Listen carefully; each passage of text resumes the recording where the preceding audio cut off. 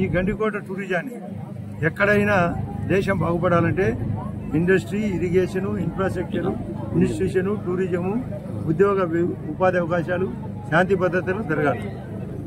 యోగా తర్వాత మన ఆత్మను భగవంతుని కలపడానికే యోగా కార్యక్రమం.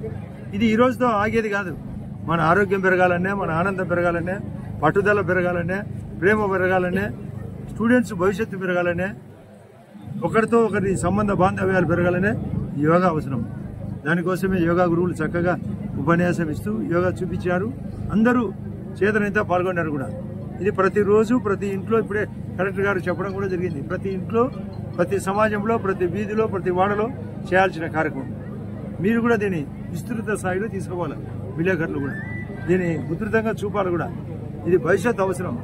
ఆరోగ్యం ఎంతో ఖర్చు పెడితే కానీ ఆరోగ్యం బాగుపడదు.